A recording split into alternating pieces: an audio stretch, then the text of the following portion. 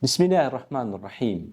Alladhi khalaqal mauta wal hayata liyabluwakum ayyukum ahsanu amala wa huwa al-azizul ghafur. Falenderojmë Zotin, paqja qoftë mbi dërguarin Muhammed alayhi salatu wassalam. Alladhi khalaqal maut. Pra Allahu është që krijoi vdekjen. Alladhi khalaqal maut wal hayat. Por krijoi edhe jetën. Liyabluwakum ayyukum ahsanu amala. Që t'ju provoj se cilin për jush, se cili është më vepërmirë. Pra të dyja këto janë mesazhe të fuqishme, si vdekja, si jeta.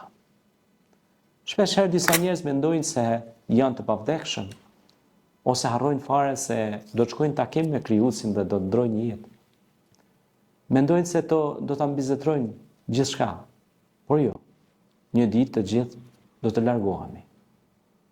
Dhe do mbeten vetëm fjalët dhe veprat tona të mira. Do të mbetet ajo sadakatul xheria, pra ajo lemosha se dhurata rrjedhse, mirësia rrjedhse që ju keni bë, një çesme, një ndërtim xhamie, një libari e re e hapur, që shërben nxënësve, që shërben studiuesve, një libër i ri i botuar, që është shpërndar në dhjetra dhe qindra mira librari në përbot. Një institucion që shërben njerëzimit. Gjitha këto pra do mbesin edhe pas vdekjes suaj. Elhamdulillah, kur kthehem mbrapa në shumë vite dhe më kujtohet një ndër librat e mi, Islami për te shkencës ose Islami dhe ideologjia, them, ja Allah, sa shpejt kaluan vitet dhe ato libra u botuan, por i botuan përsëri dhe inshallah do t'i ribotojmë, do t'i shënojmë dhe do t'i shkruajmë edhe disa të tjerë. Them, sa shpejt kaluan vitet dhe ato libra lexohen nga besimtarë të ndryshëm. Ishte një kënaqësi e madhe që dy miq të ndryshëm nga dy vende të ndryshme më dërguan Islami dhe ideologjia, një ndër botimet e mia që kam bërë para 10 vitesh ashtu. Edhe ma dërgoi një foto dhe tha, a ju jeni autori i këtij libri? Dhe ai më shkruante nga Shkodra.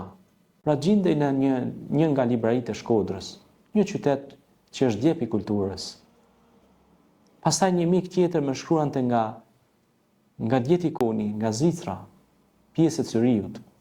Pra nga gjitha anët e botës në Evropë, në trojet shqiptare, gjindej libri dhe prapej. Jo që ishte vepër që unë e kisha përgatitur, sepse çdo të mirë kemi nga Allahu dhe dijen dhe gjitha të mirë na ka dhënë Zoti. Por është një kënaqësi që të gjithë ne të bëhemi promotor. Ndoshta ndonjë studiues po më dëgjon tani dhe ndoshta inspirohet dhe fillon t'i shënoj aktivitetet dhe davetin dhe punën që t'i motivoj dhe tjerët. Sepse ky është qëllimi edhe i shokëve të Resulullah sallallahu alaihi wasallam, po edhe i dietarëve, që t'i motivojnë edhe nxënësit, edhe të rinjt, edhe të rejat, që të lënë vepra për gjeneratat që vinë me pas. Sepse një ditë ne të gjithë do ikum, do shkojmë nga kjo botë. Dhe do të mbeten veprat e mira të vazhdueshme, rrjedhse. Do mbeten këto ligjerime, do mbeten këto shkrime, do mbeten këto libra, do mbeten këto institucione që do t'i trashëgojnë nipat dhe mbesat. Prandaj Allahu kur përmendi vdekjen, e përmendi që t'ju tregoj njerëzve se unë jam krijuesi i vdekjes. Unë e dërgoj melekun e vdekjes, por unë jam edhe krijuesi i jetës, që jap jetë, hayat, gjallëri. Andaj përgatituni për të dyja. Bëheni jetën e juaj jetë me vepra të mira, por edhe vdekjen bëheni si besimtar në mënyrë që të shkoni dhe të gradoheni në xhenetet e bekuara. Besimtar dhe besimtare. Gjindemi pra në shtektimin e udhëtimin e shkollave.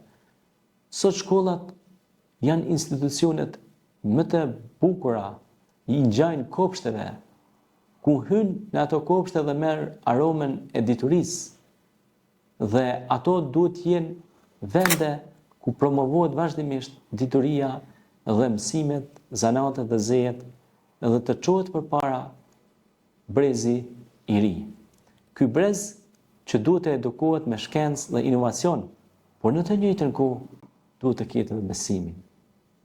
Sepse një shkencëtar i madh duhet të jetë besimtar, sepse nuk duhet ta shikoj njeriu thjesht mjet për eksperimentim, por ta shikoj edhe njeriu me anën e tij edhe spirituale, pra edhe anën shpirtërore, jo thjesht atë fizike ose materiale, por duhet ta shikoj edhe aspektin metafizik, sepse njeriu është i përbërë edhe prej shpirtit, jo thjesht prej mishit dhe gjakut.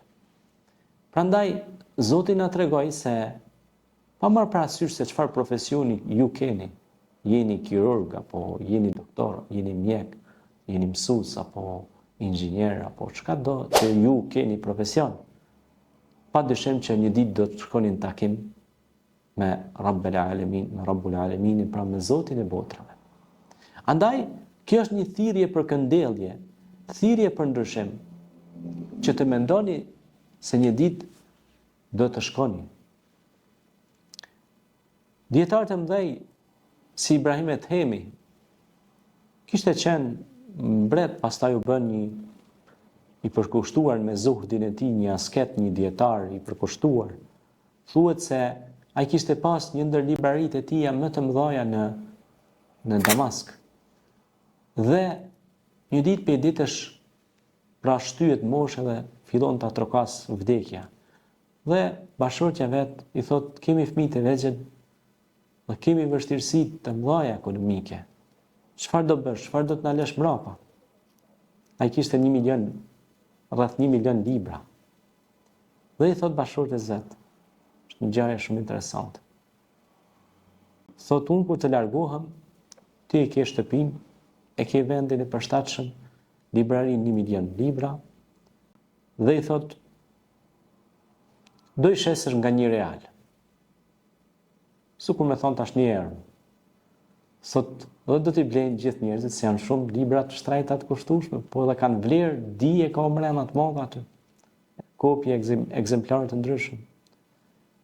Dhe i thot, unë nëse largohem nga kjo botë, ti do i shesësh, por edhe do lexosh për tyre gjatë kohës si shet. Do shfrytëzosh edhe kohën. Do marrësh edhe dituri. Dhe i thot, ti do të bëhesh gruaja më e mençur e Damaskit, por do të bëhesh edhe gruaja më e pastër. Pse? Sepse do shesësh, por edhe do mësosh, do lexosh. Pra shikoni çfarë mirësie ka libri dhe dituria. Po mirësia e gjithat mirësive është që ti fiton dije aty. Prandaj Zoti tha në Kur'an, fa'lam annahu la ilaha illa Allah. Prandaj në këtë hajatin ton, alladhi khalaqa al-mauta wal hayat, pra në këtë jetën tënde ti duhet të punosh.